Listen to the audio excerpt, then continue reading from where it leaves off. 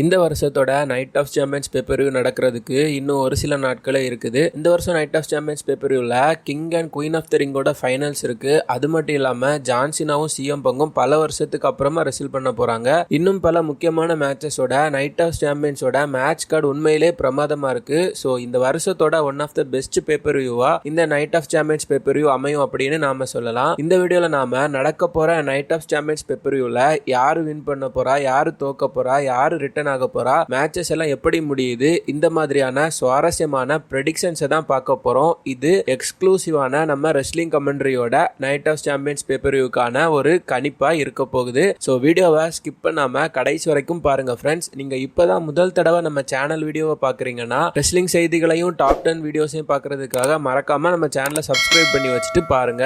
முதல்ல நம்ம பார்க்க போறது Jacob Fatu versus Solo Sikoa நடுவில் நடக்க போற யூஎஸ் டைட்டிலுக்கான மேட்ச் தான். நடந்து முடிஞ்ச மணி இன் தி பேங்க் பேப்பர்வியூல ஜேக்கப் ஃபாட்டு சோலோ சிக்கோவாவை எதிர்த்து சோலோ சிக்கோவாவை அட்டாக் பண்ணியிருப்பாரு. இது மூலமா அவரு Solo Sikoa money in the bank brief கேஸை வின் பண்றதை தடுத்தாரு. இதுல இருந்தே இவங்க ரெண்டு பேருக்குமான ரைவல்ரி தொடங்கிடுச்சு. நம்மள நிறைய பேர் இந்த மேட்ச்ல ஜேக்கப் ஃபாட்டு வின் பண்ணுவார் அப்படின்னு தான் நினைச்சிட்டு இருக்கோம். ஆனா WWE புதிய சமோன் ரெஸ்லரான ஹிகோலியோ அப்படிங்கிற ஒரு ரெஸ்லரை கொண்டு வரதுக்கான வேலைகளை பார்த்துட்டு இருக்காங்க. எதனால கான்பிடண்டா சொல்றேன் அப்படின்னா, நடந்து முடிஞ்ச 1-2 ஸ்மாக்டவுன் எபிசோட்ஸ்ல இவர் ஒரு சில டார்க் மேட்சஸ்லயும் ரெஸ்ல் பண்ணிருக்காரு. அதாவது டெலிவிஷன்ல வராத மேட்சஸ்லயும் ரெஸ்ல் பண்ணிருக்காரு. புதுசா WWE வரப்போற ரெஸ்லர்ஸ் தான் நார்மலா இந்த மாதிரியான டார்க் மேட்சஸ்ல எல்லாம் வந்து ரெஸ்ல் பண்ணிட்டு இருப்பாங்க. சோ இவர் வந்து ஜேக்கப் ஃபாட்டு அட்டாக் பண்ணி சோலோ சிக்கோவாவோட டீம்ல இணைஞ்சிருவார் அப்படின்னு நம்ம எதிர்பார்க்கலாம். சோ நம்ம ரெஸ்லிங் கமெண்ட்ரியோட ப்ரெடிக்ஷன் படி இந்த மேட்ச்ல வின் பண்ணி புதிய WWE யுனைடெட் ஸ்டேட்ஸ் சாம்பியனா சோலோ சிக்கோவா மாறுவாரு. என்ன நடக்குது அப்படிங்கறத வெயிட் பண்ணி பார்க்கலாம். அடுத்ததா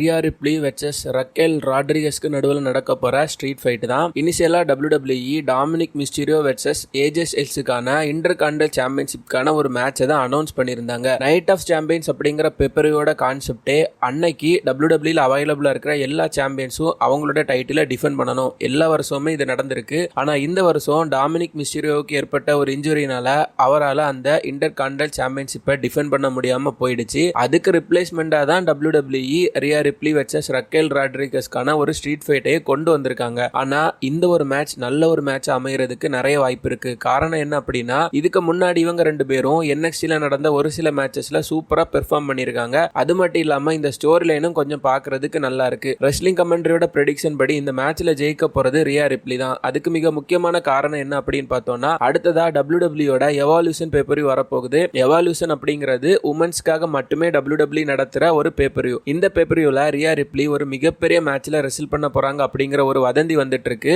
அப்படி ஒரு மிகப்பெரிய மேட்ச்ல ரெஸ்ல் பண்ண போற ரியா ரிப்ளி ரக்கேல் ராட்ரிகஸ் கூட இப்போதைக்கு தோக்குறதுக்கான வாய்ப்பு இல்ல. இந்த மேட்ச்ல மட்டும் ரக்கேல் ராட்ரிகஸ் நல்லா பெர்ஃபார்ம் பண்ணாங்க அப்படின்னா அது WWEக்கு அவங்க மேல நல்ல ஒரு நம்பிக்கையை கொடுக்கும். சோ ரக்கேல் ராட்ரிகஸை WWE எடுத்து பயன்படுத்துவாங்க அப்படின்னு நாம எதிர்பார்க்கலாம். அடுத்ததா நம்ம பார்க்க போற மேட்ச் சாமி சைன் வெர்சஸ் கரியன் கிராஸ்க்கான சிங்கிள் மேட்ச் தான். நம்புறோமோ இல்லையோ 2022 வருஷத்துக்கு அப்புறமா கரியன் கிராஸ் ரெஸ்ல் பண்ண போற முதல் பேப்பர்வியூ மேட்ச் இதுதான். கரியன் கிராஸ் 2022 இருந்தே பெரிய பிரபலமாகாம ரொம்பவே மோசமான ஒரு ரன்ல தான் இருந்துட்டு இருக்காரு. ஆனா இப்போ ரீசெண்டா வந்து பார்த்தோம்னா அவரோட கேரக்டர் ஒர்க் நல்லா இருக்கிறதுனால அவருக்கு நிறைய ஃபேன்ஸ் கிடைச்சிருக்காங்க. சோ அவர் வந்து பாத்தீங்கன்னா WWEல ஒரு முக்கியமான ரெஸ்லரா மாறி இருக்காரு. இது கரியன் கிராஸ்க்கு கிடைச்சிருக்கிற ஒரு நல்ல ஆப்பர்ச்சுனிட்டி. காரணம் அவரு சவுதி அரேபியால சாமி சைனை எதிர்த்து ரெஸ்ல் பண்ண போறாரு. ஆல்ரெடி நடந்த சவுதி ஈவென்ட்ஸ்ல எல்லாம் நம்ம பார்த்திருப்போம். சாமி சைனுக்கு பயங்கரமான ஒரு வரவேற்பு இருக்கும். அதுக்கு மிக முக்கியமான காரணம் சாமி சைன் இஸ்லாம் மதத்தை சேர்ந்தவர். சவுதி அரேபியால இஸ்லாம் ரெஸ்லர்ஸுக்கு பயங்கரமான வரவேற்பு கிடைக்கும். சாமி சைன் கூட கரியன் கிராஸ் இந்த மேட்ச்ல நல்லா பெர்ஃபார்ம் பண்ணார் அப்படின்னா கரியன் கிராஸ் அடுத்த லெவலுக்கு போறதுக்கு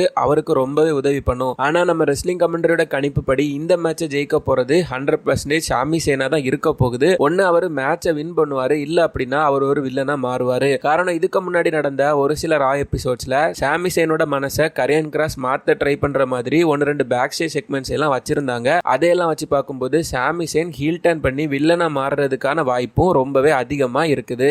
அடுத்ததான் நாம பார்க்க போறது queen of the ring tournament final match தான். இந்த மேட்ச்ல ஜேட் கார்கிலும் ஆஸ்காவும் தான் ரெஸ்ல் பண்ண போறாங்க. இந்த மேட்சை நம்ம ஈஸியா ப்ரெடிக்ட் பண்ணலாம். எதை வச்சு ப்ரெடிக்ட் பண்ணலாம் அப்படின்னு பார்த்தோம்னா, queen of the ring pay per வியூவை யாரு வின் பண்ண போறாங்களோ அவங்க அடுத்ததா WWEயோட ஒரு உமன் ரெஸ்லர் கூட அவங்களோட டைட்டிலுக்காக ரெஸ்ல் பண்ணுவாங்க. சோ ஆஸ்காவை பொறுத்த வரைக்கும் அவங்க WWEல ஆல்ரெடி இருக்கிற எல்லா சாதனைகளையும் பண்ணிட்டாங்க. பல தடவை உமன்ஸ் சாம்பியனா இருந்திருக்காங்க, மணி இன் தி பேங்க் வின்னரா இருந்திருக்காங்க, ராயல் ரம்பிள் வின்னரா இருந்திருக்காங்க. இனி ஏகப்பட்ட சாதனைகளை பண்ணிட்டாங்க. இன்னொரு பக்கத்துல ஜேட் கார்கில WWE இப்போ ஒரு புதிய ஸ்டாரா அறிமுகப்படுத்தி அவங்களையும் கொஞ்சம் நல்லாவே புஷ் பண்ணி கொண்டு போயிட்டு இருக்காங்க. ஆனா இந்த மேட்ச்ல ஜேட் கார்கில் வின் பண்ணாங்க அப்படின்னா அவங்க எந்த உமன் சாம்பியனை சூஸ் பண்ணாலும் அந்த மேட்ச் பாக்குறதுக்கு மீனிங்ஃபுல்லா இருக்க போறது கிடையாது. ஆனா அதுவே ஆஸ்கா இந்த மேட்சை வின் பண்ணிட்டாங்கன்னா அவங்க WWE இருக்கிற எல்லாத்தையுமே சாதிச்சிருப்பாங்க. அது மட்டும் இல்லாம நடக்க போற சம்மர் ஸ்லாம் பேப்பர்ல அவங்க ஈயோ ஸ்கையை எதிர்த்து ரெஸ்ல் பண்ணுவாங்க. ஒரே நாட்டை சேர்ந்த 2 ரெஸ்லர் சம்மர் ஸ்லாம்ல ரெஸ்ல் பண்ணும்போது ஸ்டோரி லைனும் நல்லா இருக்கும். சோ இதையெல்லாம் வச்சு பார்க்கும்போது நம்ம ரெஸ்லிங் கமெண்ட்ரியோட கணிப்புப்படி இந்த மேட்சை வின் பண்ணி குயின் ஆஃப் தி ரிங் டோர்னமெண்ட்டையும் வின் பண்ணி குயின் ஆஸ்காவா மாறுவாங்க அப்படின்னு எதிர்பார்க்கலாம். அடுத்ததா நம்ம பார்க்க போறது கிங் ஆஃப் தி ரிங் டோர்னமெண்டோட ராஜாவோட கிரீடத்துக்கான மேட்ச் தான். So king of the ring டோர்னமெண்டோட ஃபைனல்ஸ்ல ரெஸ்ல் பண்ண போறது கோடி ரோட்ஸும் ராண்டி ஓர்டன் தான். இது பாத்தீங்கன்னா கொஞ்சம் ஷாக்கிங்கான மேட்ச் புக்கிங்கா தான் இருந்துட்டு இருக்கு. காரணம் நம்ம எல்லாருமே என்னைக்காவது ஒரு நாள் ராண்டியும் கோடியும் ரெசல்மேனியால மெயின் ஈவென்ட் பண்ணுவாங்க அப்படின்னு தான் எதிர்பார்த்துட்டு இருந்தோம். இவங்க 2 பேருக்குமான ஸ்டோரி லைன் 10-15 வருஷத்துக்கு முன்னாடில இருந்தே நடந்துட்டு இருக்கிற ஒரு ஸ்டோரி லைன். அதை WWE சூப்பரா பில்டப் பண்ணி நடத்தி இருந்தாங்கன்னா உண்மையிலே நல்லா இருந்திருக்கும். ஆனா திடீர்னு WWE பட்டும் படாம எந்த ஒரு பில்டப்புமே இல்லாம இந்த மேட்சை புக் பண்ணி வச்சுட்டாங்க. ஸோ ஃபேன்ஸ் என்ன எதிர்பார்க்கிறாங்க அப்படின்னா இவங்க 2 பேருக்கும் தொடர்ந்து பல மேட்சஸ் நடக்கும், அந்த சீரியஸோட ஒரு மேட்சா இது இருக்கலாம் அப்படின்னு நினைக்கிறாங்க. ஆனா அதுலயும் வந்து பாத்தீங்கன்னா ஒரு குழப்பம் இருக்குது. இந்த மேட்ச்ல யாரு தோத்தாலும் அது அவங்களோட வளர்ச்சிக்கு கண்டிப்பா ஒரு தடையா தான் இருக்கும். ஆனா நம்ம ப்ரெடிக்ஷன் படி இந்த மேட்சை வின் பண்ண போறது யாரு அப்படின்னு பார்த்தோம்னா கோடி ரோட்ஸ் தான். அதுக்கான காரணம் என்னன்னா அடுத்ததான் நடக்க போற சம்மர் ஸ்லாம் பேப்பர்வியூல கோடி ரோட்ஸும் ஜான்சினாவும் ரெஸ்ல் பண்ணுவாங்க. இது அவங்களோட ரெசல்மேனியா 41க்கான ரீமேட்சா இருக்கும் அப்படிங்கிறது ஆல்ரெடி எல்லாருக்குமே தெரிஞ்சதுதான். சோ ராண்டி ஓர்டன் இந்த ஒரு மேட்ச்ல தோக்கிறதுக்கான வாய்ப்பு தான் நிறைய இருக்கு. ஆனா ராண்டி எப்படி தோப்பாரு, யாராச்சும் ரெஸ்லர்ஸ் ரிட்டர்ன் ஆகி ராண்டி அட்டாக் பண்ணுவாங்களா, இல்லனா கோடி சீட் பண்ணுவாரா, என்ன நடக்கும் அப்படின்னு நீங்க மறக்காம கமெண்ட் பண்ணுங்க ஃப்ரெண்ட்ஸ். ஆனா ரசிகர்களோட விருப்பப்படி இவங்க 2 பேரும் கண்டிப்பா ரெசல்மேனியால மெயின் ஈவென்ட் பண்ணணும். அதுவும் அந்த டைம்ல 2 பேர்ல ஒரு ஆள் ஹீலா இருந்தா உண்மையிலேயே நல்லா இருக்கும். ராண்டி ஹீலா மாறினாலும் நல்லா இருக்கும், கோடி ரோட்ஸ் ஹோம்லேண்டரா மாறினாலும் நல்லா இருக்கும் ஃப்ரெண்ட்ஸ். இதை பத்தி நீங்க என்ன நினைக்கிறீங்கன்னு மறக்காம கமெண்ட் பண்ணுங்க.